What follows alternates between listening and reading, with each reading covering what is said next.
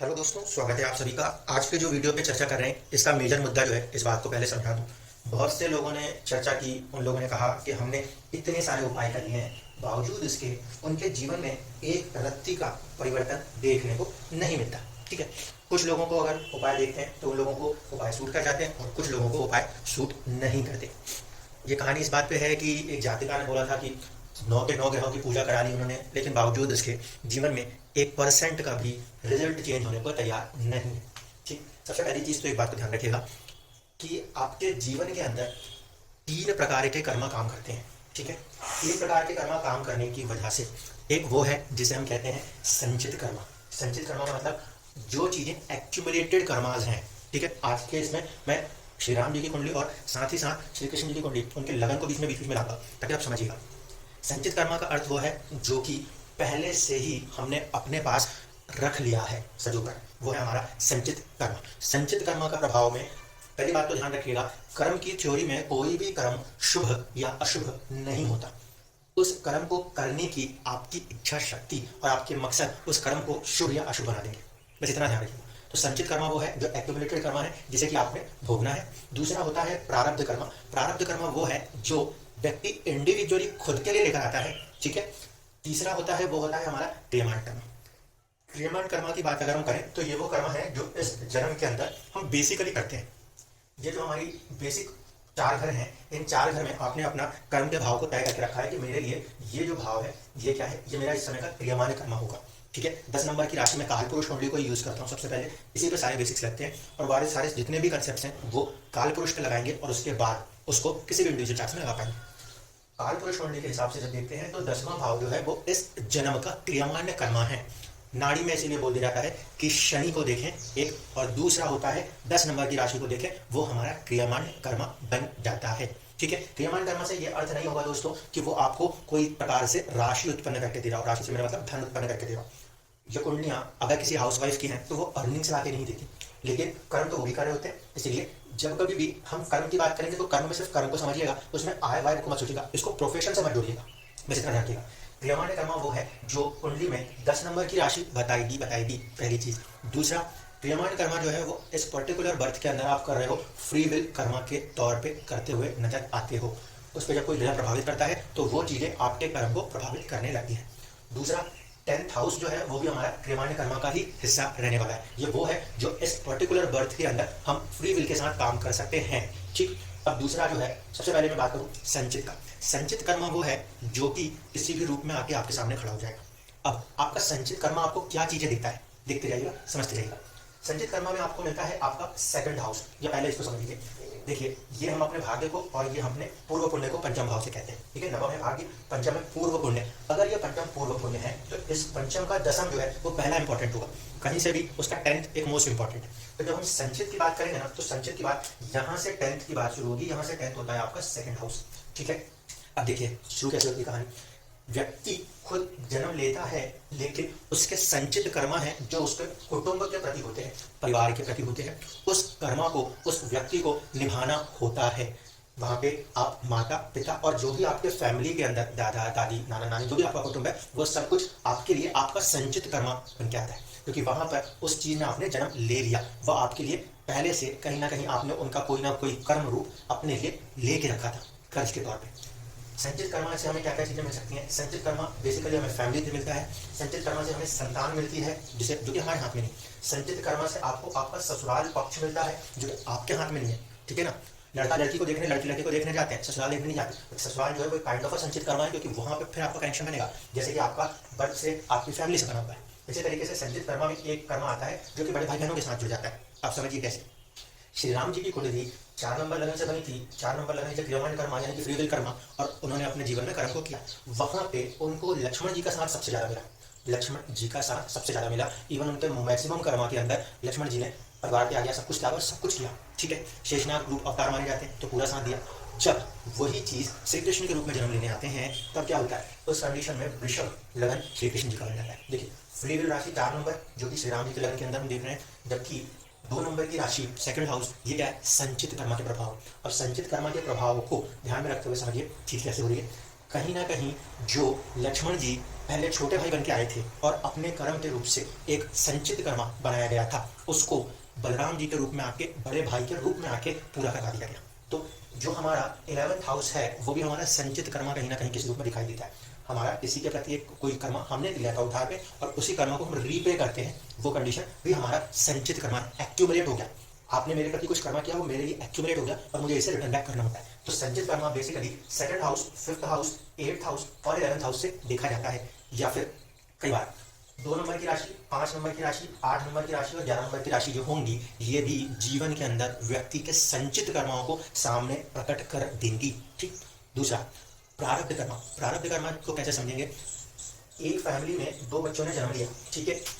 पहले एग्जाम्पल ले लेते हैं कि एक तरफ अंबानी जी ने काफ़ी मेहनत करी थी, धीरूभाई अंबानी ने, एक फैमिली खड़ी हुई। उस फैमिली के खड़े हो जाने के बाद वहाँ पे 2 बच्चों ने जन्म लिया, ठीक है। एक व्यक्ति ने उसी चीज़ को लीनियज के तौर पे काफ़ी आगे बढ़ाया और एक व्यक्ति को वही माहौल, वही सब कुछ दिया गया, बावजूद उसके जो उसका प्रारब्ध कर्मा था उसने उसको पीछे खींची। तो पहली चीज़, संचित कर्मा 2 लोगों के सेम हो सकते हैं, कुछ हद तक होंगे जो सेम फैमिली बैकग्राउंड दे सकते हैं, लेकिन सेम फैमिली बैकग्राउंड को देने के बाद संचित कर्मा संतान में, ससुराल पक्ष में और लाभ में या बड़े भाई बहनों वाली चीज़ों में या नेटवर्किंग में चीज़ें बदल सकते हैं संचित कर्मा। जबकि प्रारब्ध कर्मा जो है वो इंडिविजुअली व्यक्ति के साथ जो रहेगा। प्रारब्ध कर्मा को अब कहाँ से देखेंगे? देखिए, ये है हमारे लिए भाग्य, ठीक है। तो हमारे भाग्य से 10वां जो है वो बेसिकली हमारा सबसे प्रोमिनेंट है। हमारे भाग्य से 10वां है वो हमारा है 6वां भाव। तो 6 नंबर की राशि, 6वां भाव, ये कहीं ना कहीं सबसे इम्पॉर्टेंट प्रारब्ध कर्म माना जाएगा। आपकी कुंडली के अंदर 6 नंबर की राशि जहां कहीं पर भी है, उस पर्टिकुलर हाउस का जो कर्मा है वो प्रोमिनेंट प्रारब्ध कर्मा बन जाएगा, ठीक है। या फिर आपकी कुंडली में 6वें भाव से हम देखेंगे वो प्रोमिनेंट प्रारब्ध कर्मा बन जाएगा, क्योंकि इसका 10th है। जैसे यहाँ पे आपको फैमिली सबसे पहले मिली ना संचित कर्मा में, फिर आपको प्रेम मिला, फिर आपको अष्टम मिला, फिर आपको लाभ मिला। उसी तरीके से आपको रोग मिलेगा, फिर रोग से आप बाहर रहोगे। ये सबसे पहली कंडीशन किसमें आती है? ये आती है प्रारब्ध कर्मा। एक अच्छी जगह पे भी एक बीमार बच्चे ने जन्म ले लिया तो ये प्रारब्ध कर्मा कहलाएगा, ठीक। प्रारब्ध कर्मा का दूसरा रूप है, उसकी मेहनत के दम पर उसने अपनी किस्मत को कितना बनाया, ये उसका दूसरा प्रारब्ध कर्मा होता है। तीसरा प्रारब्ध कर्मा के फल के रूप में क्या मिलेगा? उसको 12th हाउस की सुख मिलेंगे। 12th हाउस भोग का सुख है, तो 12वें भाव से आने वाली चीज भी कहीं ना कहीं एक प्रकार से प्रारब्ध कर्मा है। कुछ लोग जीवन में काफ़ी हद तक चीज़ों को नहीं खरीद पाते, नहीं बेच पाते। ये चीज़ें जब आती है ना दोस्तों, तो वो यही चीज़ है कि मेरे पास तो ज़मीन बहुत महंगी पड़ी हुई है लेकिन बिकने को तैयार नहीं। वो इंडिविजुअल व्यक्ति उस जमीन को नहीं बेच पाता, तो वहाँ पे उसका अपना प्रारब्ध कर्मा है जो कि भोग की तरफ उसे कितना लेके जा सकता है। ये आपका अपना प्रारब्ध कर्मा है जो आपके जीवन में आपके पुरुषार्थ को दर्शाता है, ठीक है। अब देखिए, संचित कर्म से बड़े भाई की प्राप्ति होती है और प्रारब्ध के कर्मा जब एक्टिव होते हैं तो छोटे भाई की प्राप्ति होती है, ठीक। या बहन भी कह सकते हैं, भावों के अंदर बड़े, आपसे जो बड़े हैं वो संचित हैं और आपसे जो छोटे हैं वो प्रारब्ध है। संचित वाले से आशीर्वाद मिल जाता है, प्रारब्ध वाले के ऊपर कर्मा करना पड़ जाता है। बस इतना समझिएगा पहले। अब दूसरा, किसी भी कुंडली के अंदर जब शनि, जो कि इस जन्म का कर्म फल दाता बनेगा, अगर किसी भी कुंडली के अंदर शनि इन 4 राशियों में दिखाई देता है तो इन 4 राशियों में हम उसको फ्री विल के तौर पे मान सकते हैं। ध्यान रखिएगा, 1 नंबर की राशि में, 4 नंबर की राशि में, 7 नंबर की राशि में और 10 नंबर की राशि में बैठा हुआ जो शनि है वो बेसिकली कर्मा के अंदर, मैं फिर से कह रहा हूँ, कर्मा को प्रोफेशन से मत जोड़िएगा, ठीक है। कर्मा के अंदर काइंड ऑफ फ्री विल मिल जाता है, लेकिन यदि आपका शनि कहीं से भी 5 नंबर राशि, 8 नंबर राशि, 11 नंबर राशि या 2 नंबर की राशि में बैठा होता है तो वो संचित कर्म को ध्यान में रख के कार्य करने वाला बन जाता है, ठीक है। सिंह राशि में, 8 नंबर की राशि में, 11 नंबर की राशि में या 2 नंबर की राशि में बैठा हुआ जो शनि है, ये आपके लिए कहीं ना कहीं संचित कर्मा के प्रभाव दिखाई देता है। इसी प्रकार से अगर राशि में नहीं लेकिन वो आपके भाव में भी बैठ गया तो भी वो संचित कर्मा दिखाएगा, ठीक है। तो जिन लोगों की कुंडली में शनि 2nd हाउस में बैठा हुआ होता है, जिन लोगों की कुंडली में शनि 5वें भाव में बैठा हुआ होता है, जिन लोगों की कुंडली के अंदर शनि अष्टम में बैठा होता है और जिन लोगों की कुंडली में शनि 11वें में बैठा होता है, इन सभी कुंडलियों के अंदर कहीं ना कहीं संचित भाव प्रभाव से आने वाले कर्म का फैक्टर भी जुड़ा हुआ होता है, ठीक है। पंचम में शनि बैठा हुआ बहुत अच्छा नहीं माना जाता, दुख तकलीफ का कारक है, वो भी संचित कर्मा के साथ मिक्स कर देता है। जहाँ पे बैठा हुआ शनि अगर 8 नंबर की राशि से जुड़ा हुआ है तो दुख तकलीफ का कारक ग्रह है वो उसके साथ मिक्स होकर संचित कर्मा मिक्स होकर निकल के आ जाएंगे, इसको ध्यान रखना पड़ता है। दूसरा, प्रारब्ध कर्मा के लिए क्या होगा? प्रारब्ध कर्मा का मतलब है इंडिविजुअल प्रोमिनेंट कर्मा, जिसमें कि उसके ऊपर सबसे ज्यादा बीतने वाली स्थिति है। वो कब होती है? इंडिविजुअल बीतने वाली स्थिति तब ज्यादा बनती है जब 6 नंबर की राशि का शनि होगा या 6वें भाव में बैठा हुआ शनि होगा। दूसरा, 9 नंबर की राशि में बैठा हुआ शनि हो या 9वें भाव में बैठा हुआ शनि हो इसी तरीके से 12 नंबर मीन राशि में बैठा हुआ शनि हो या 12वें घर में बैठा हुआ शनि हो, ये भी क्या दर्शाएगा, ये भी दर्शाएगा प्रारब्ध कर्म। इसका मतलब इंडिविजुअलिटी के ऊपर कोई ना कोई फैक्टर इफेक्ट है। इसी तरीके से 3 नंबर राशि में यदि कहीं पे शनि बैठा है तो वो भी दर्शा रहा है किस चीज को, आपके प्रारब्ध कर्म के फैक्टर्स को, यानी कि जो भी आपका कर्मा फैक्टर बनने वाला है कारक तत्व शनि के साथ, वो चीजें कहीं ना कहीं इन सारी चीजों के साथ मिलके सामने प्रकट हो जाएंगी। अब ये पूरी चीज, ये जो प्रभाव है, इस प्रभाव को बताने की वजह क्या है। देखिए एक बात को समझिएगा, जब कभी भी जीवन के अंदर संचित कर्मा काम करते हैं, संचित कर्मा के हिसाब से आप अपने सेविंग्स को बना पाते हो, आप अपने फैमिली के अंदर की चीज़ों को बना पाते हो, वो संचित कर्मा है, उसे कोई नहीं बदल पाता। ठीक है, संचित कर्मा कोई नहीं बदल पाता, क्योंकि वो सिर्फ एक इंडिविजुअलिटी पर डिपेंडेंट नहीं होता, वो इंडिविजुअलिटी के साथ साथ उसके साथ जुड़े हुए एक्यूमुलेट किए हुए लोगों के साथ जुड़ा होता है। क्योंकि ये हाउस, ये हाउस, ये हाउस और ये हाउस, ये आपस में केंद्रीय ऊर्जाएं हैं जो कि एक दूसरे को समर्थन करती हैं। तो वो आपकी अपनी इंडिविजुअलिटी पे कभी नहीं होता। इसलिए इस बात को ध्यान रखिएगा, जब संचित के प्रभाव कार्य करेंगे ना, तो आपको देखने को मिलेगा जीवन में आपके साथ कोई जुड़ा तो आपकी चीजें ठीक हुई, आपके अपने किए गए उपाय आपको ठीक नहीं कर पाएंगे, क्योंकि संचित में मैंने किसी कर्म को किसी के साथ किया था उसको बैलेंस करना है।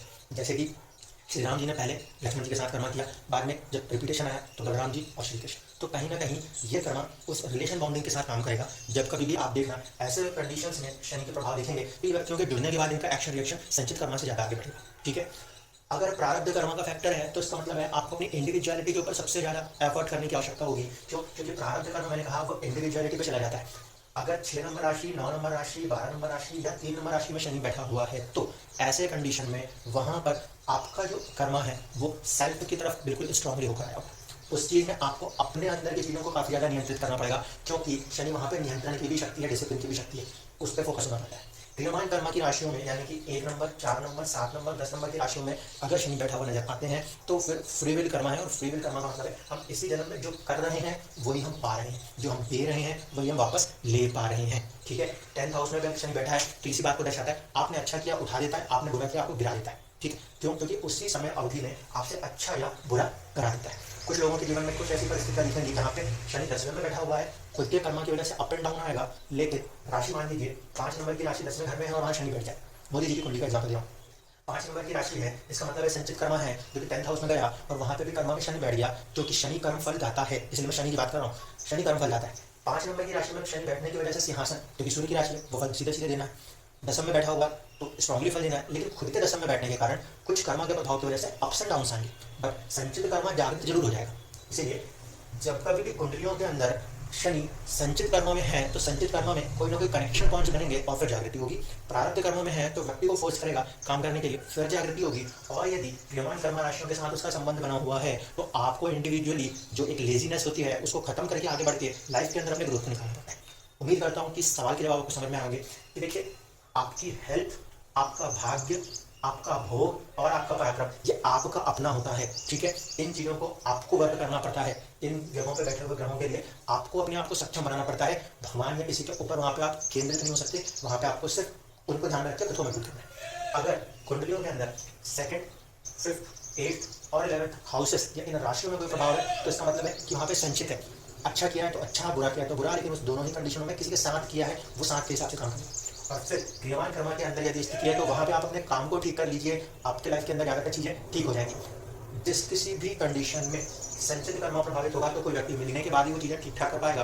प्रारब्ध कर्मा है तो आपको अपनी इंडिविजुअल आदतों को ही सुधारना आवश्यक है। इधर उधर के उपायों को जो आप करते हो वो प्लानिटरी सिचुएशंस में आपको रिलीफ आउट करेंगी कुछ जगहों तक। जब किसी व्यक्ति का क्रियमान कर्मा गड़बड़ है उसको वो सुलझा सकता है, लेकिन कोई चीज प्रारब्ध कर्मा में पीछे से गलत हो चुकी है तो उसको कोई भी उपाय मिटा नहीं सकता। अगर ये हो पाएगा तो हर व्यक्ति इस जन्म के अंदर पूरी लूटपाट कर लेगा और ये कहेगा कि मैं गंगा नहा के अपने पाप धूँ। ऐसा नहीं हो पाएगा। इसलिए क्रियमान्य कर्मा में बदलाव 100% मुमकिन है, लेकिन प्रारब्ध कर्मा में बदलाव कर पाना नामुमकिन है। यदि किसी व्यक्ति को बीमारी के साथ जन्म दे दिया और ऐसी बीमारी है जो कि नहीं ठीक हो सकती तो आपका कुछ भी उसको वहां पे ठीक नहीं कर सकता। प्रारब्ध कर्मा में उसने कह दिया कि पिता की मृत्यु हो गई तो आपका कोई उपाय उसके मृत्यु पिता को जीवित नहीं कर पाएगा, ये ध्यान रखिए। इसलिए प्रारब्ध कर्मा के फैक्टर्स में आने वाली चीजों को कभी भी चेंज नहीं कर सकते, चाहे आप 100 रुपए का उपाय कर लें चाहे 100 करोड़ का, क्योंकि हमने किसी का प्रति कुछ करके उसको अपने जीवन में अपना प्रारब्ध बना लिया था। श्री कृष्ण जी ने अपने प्रारब्ध में बना लिया था कि मुझे जब तीर लग जाएगा तो मैं मृत्यु हासिल कर लूंगा। जो प्रारब्ध था उसके बाद उस चीज को कभी कोई बदल नहीं सकता। समझ लीजिए, चाहे आप कुछ भी करें, जो जीवन के यथार्थ हैं वो नहीं बदले जाते, वो कोर रूप में वहीं के वहीं विद्यमान हमेशा रहते हैं। धन्यवाद।